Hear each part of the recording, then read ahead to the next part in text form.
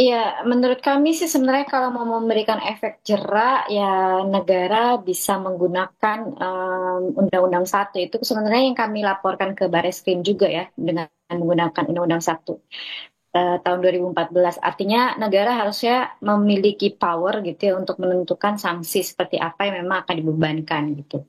Dalam pada itu sih sebenarnya ya memastikan perusahaan-perusahaan yang melakukan pengerusakan ini benar-benar dihentikan gitu izinnya, artinya tidak lagi bisa beroperasi. Jadi jangan lagi ada alasan untuk kemudian membuat anak perusahaan dan yang lain gitu kan. Yang paling menarik kami temukan, misalkan ya satu perusahaan ini memang dicabut izinnya ya, kemudian ya diberikan denda, tapi tetap tuh aktivitasnya tetap berjalan gitu ya. Tetap melakukan upaya-upaya pengerusakan, dan sekali lagi ya karena dianggap ya sudah membayar denda ya sudah tidak apa-apa gitu. Ini kemudian bahaya sekali kalau kalau ke depan negara ini masih seperti ini. Artinya negara pasti punya pilihan untuk menentukan gitu ya, alat atau perangkat hukum mana yang mau digunakan sebenarnya, dan bagaimana mereka bersikap di mata korporasi sih itu yang penting, Kak Adis. Yang menjadi pertanyaan saya selanjutnya begini, Anda sudah melaporkan, pihak Kiara sudah melaporkan ke Barreskrim Mabes Polri begitu ya? Sampai saat ini sudah ada tindak lanjutnya dari Barreskrim Mabes Polri?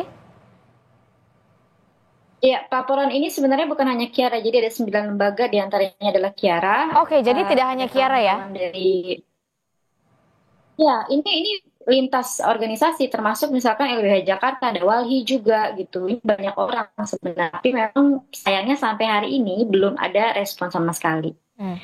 gitu. Ya Oke. kami masih berbaik sangka mungkin setelah ini mereka akan menghubungi kami gitu ya.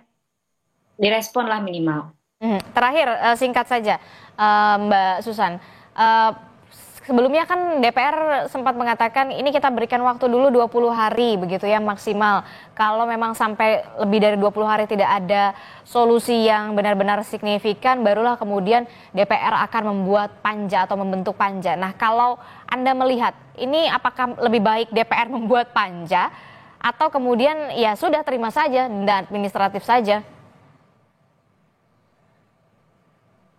Ya yang pasti kalau 20 hari masih belum terungkap, ya mungkin panja ini salah satu solusi yang memang kami ya 50-50 ya. Tapi memang yang perlu dilakukan adalah memang evaluasi luar biasa ya di dalam lintas kementerian gitu ya. Karena memang ini menandakan bahwa untuk menarik para pelaku ternyata dari bulan September sampai hari ini masih butuh waktu yang panjang gitu. Harusnya sih evaluasi juga dilakukan, bukan hanya tadi membuat panja, kemudian juga memang ada hal yang signifikan lah dilakukan gitu. Karena ini berlarut-larut gitu, sedangkan orang sudah 15 kilo ini membongkar, tapi kita nggak tahu siapa pelakunya gitu. Mhm, mhm. Aha. Dan Kiara dan beserta dengan Walhi dan juga sejumlah lembaga lainnya mendorong pemerintah ya untuk bisa kemudian secara tegas mengumumkan kepada publik siapa pelaku sebenarnya dari hasil pengusutan ini ya, Mbak Susan. Tunjukkan bahwa memang negara ini tidak tunduk terhadap korporasi, artinya tidak powerless di mata para investasi ini gitu. Mhm. Karena ini jadi sorotan publik bagaimana negara bersikap, dan kalau kemudian ini gagal ya sudah pasti masyarakat Indonesia pasti kecewa. Oke, baik, terima kasih informasinya Susan Herawati dari Kiara. Kami akan bergeser kepada jurnalis Kompas TV. Di inilah visual di mana di dalam kapal Pol Airut jurnalis Kompas TV Renata Panggalo dan juga juru kamera ada Julian Fernando yang sampai saat ini eh, dalam perjalanan menuju desa atau wilayah Tanjung Pasir di Kabupaten Tangerang. Tapi kami akan coba bergeser ke jurnalis Kompas TV Malaika Keridaman dan juga juru kamera ada Yohan Bagja di sana di Tanjung Pasir, Kabupaten Tangerang. Selamat pagi, Malaika.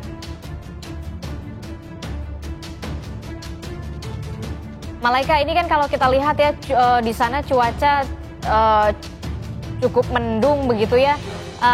Apakah bisa memenuhi target hari ini 5 km untuk pembongkaran laut atau ketika hujan turun harus dihentikan sementara. Skemanya nanti akan seperti apa, Malaika?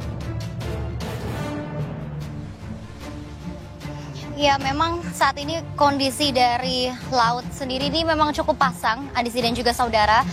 Sedang diperlihatkan oleh juru kamera Kompas TV Yohan Bagja. Untuk ombaknya juga cukup